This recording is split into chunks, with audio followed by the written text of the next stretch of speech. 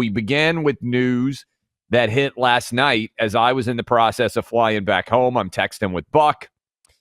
We first hear that there is going to be some of these different affiliate stations that carry the Jimmy Kimmel show on ABC that are refusing to carry it.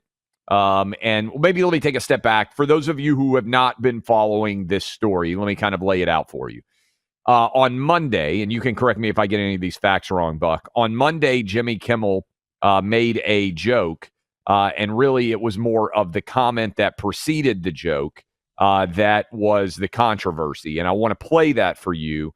That is now, I believe, cut number 26. This happened on Monday's Jimmy Kimmel show. Listen. We had some new lows over the weekend with the MAGA gang desperately trying to characterize this kid who murdered Charlie Kirk as anything other than one of them and doing everything they can to score political points from it. Okay, so that was not actually a joke. That was a comment that suggested that the assassin was actually one of us. That is a Trump supporter. That is someone who voted for Trump. That, of course, was not true. And there was quite a lot of evidence that it was not true by Monday afternoon, evening, when that show would have been taped. There was then, I believe, the show aired on Tuesday. There was no reference to it, to that joke, to that commentary. It then grew in intensity during Tuesday. And last night, they said Jimmy Kimmel's not going to air. Now, the pressure, it appears, came from two different affiliate networks. And let me explain how this exactly works, because I don't think most people understand this. I live in Nashville. My local ABC affiliate is owned by Nexstar. That is, it's not owned by Disney. It is basically licensing ABC content, but it is a locally owned Nashville, for instance, where I live, station. Sinclair is another company that owns many different ABC affiliates.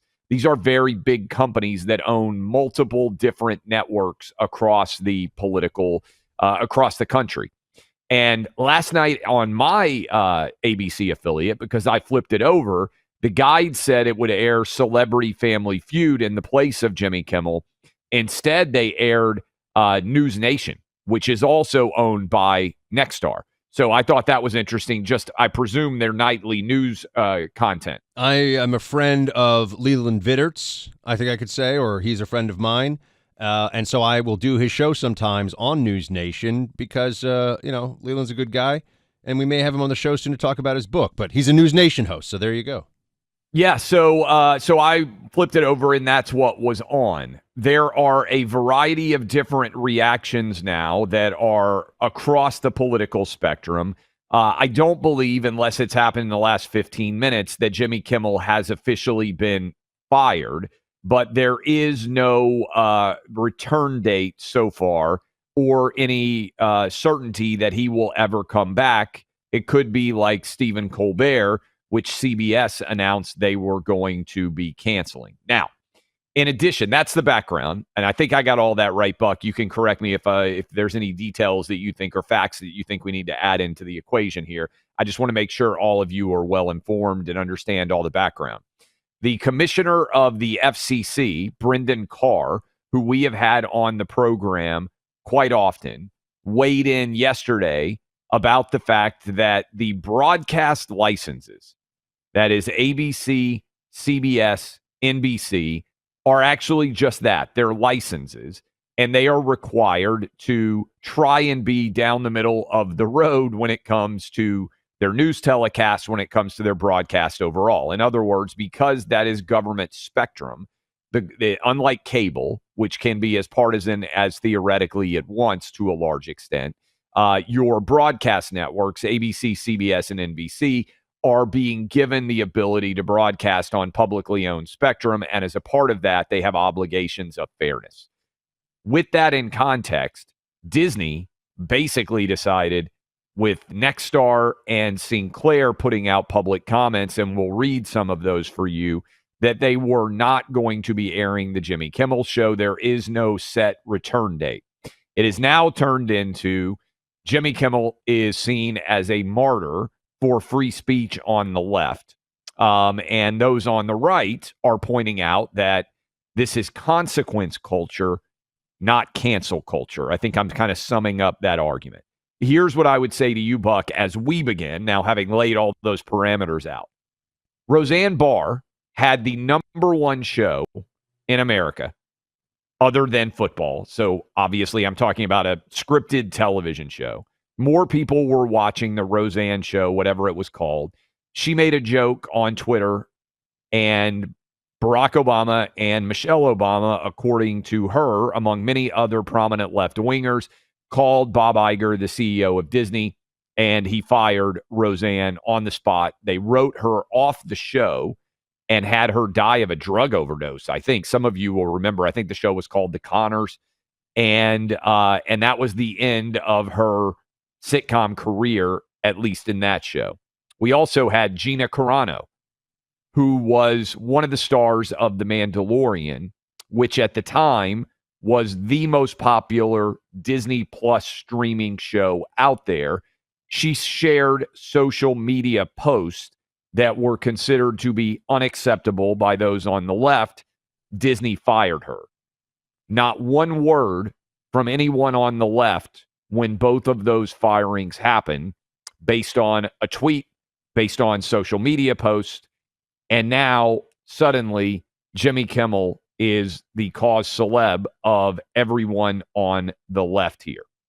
So I would point out that when you create a culture where someone can be fired when they say something that is considered offensive, you have created the standards by which your own stars can also be fired. And to me, if you didn't say a word about Roseanne and you didn't say a word about Gina Carano, I don't understand how you think you have the moral high horse or legitimacy to suddenly ride in and say, oh my goodness, look at what they're doing to Jimmy Kimmel. So that's my take, Buck. What's your thoughts? We've got a couple minutes here, so I'll give you a quick. I know you're fired up. I'll give you a quick and dirty, Clay, because I think you're going to want to dive into this one too. All of those cases, all of those instances are very important lead up and context to understand why so many people on the right feel the way they do right now, which is the funniest thing that has involved Jimmy Kimmel in a long time is him getting yanked off the air, okay? Like, I think this is hilarious. I have no sympathy for him at all. He's not a First Amendment martyr. And you established much of why that is. I would add to it, though, where were all of these people right now? And we'll play some of their voices, like Brian Stelter's like, oh my gosh, it's DEFCON 1. It's DEFCON 1 for free speech. Man, that guy needs some chalk. But, you know, they're trying to make this big case about how this is a violation of the First Amendment.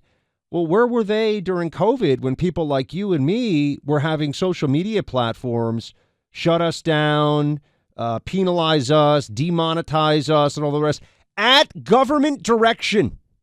The government was directing them to do this. The government was singling out. We could have Alex Berenson on. His hair would be on fire talking about this. The government was by name. Biden's administration was by account saying, silence this person, take them off. And remember, a lot of people make, their living by being able to share their thoughts on social media, tell people about their content, their Substack, their podcast, whatever it is. So there's clear monetary damage. And I saw you tweet about this, Clay. The Supreme Court in June of 2024, 6-3, got this one terribly wrong. 100% wrong. Totally wrong. Roberts and Amy Coney Barrett completely screwed this one up because they didn't want to get all rough with the Biden administration. Oh, no. And they essentially said that there was, and this is a very brief overview from when I did a quick scan of it again this morning, the case. But essentially, they said that what was it? Missouri, I think, was one of them that brought the case. Lacked standing, couldn't prove that there would be future instances of this kind of censorship, couldn't prove that the government urging necessarily resulted in the suppression, and basically just washed their hands of it. Now, I think they got it wrong, but Clay, that's the law of the land. That the Supreme Court said, unless you can prove the government took an action because of, the private company took an action because of a government action itself. The government just saying something to a private company is not enough on its own for you to be able to claim some big First Amendment infringement. So these are the rules. Deal with it, libs. Look, no matter how safe you think your neighborhood is, there's always a chance you'll be a victim of a home invasion, a burglary. It happens about twice a minute nationwide. You want to have the right tools to defend yourself and protect your family until the cops can show up, and that's where products from Sabre come in. You can go big with their pepper spray projectile launchers. In fact, there's a bundle that you can get right now when you go to saberradio.com, a special bundle picked out that has everything you need, including practice projectiles, which you can just take into your backyard, by the way. You don't have to go to a gun range with these. You can do this all in your own yard, in your own space. Sabre pepper projectile launchers are the best in the game, and they will stop the threat. Plus, for just keeping your pocket pepper sprays and pepper gels, Sabre's the #1 pepper spray brand trusted by law enforcement. This is a company that Clay and I both trust to protect our families with the best non-lethal self-protection tools out there. Look, as you know, I'm a force escalation guy. I got a lot of lethal stuff at home, too. I got a lot of edge weapons and a lot of firearms. But I believe in having non-lethals. My wife particularly likes having non-lethals. So add this to your home defense toolkit. Go to saberradio.com. That's S-A-B-R-E radio.com. You'll save 15% there. That's Sabre Radio, SABRE.com, or call 844-824-SAFE, 844-824-SAFE.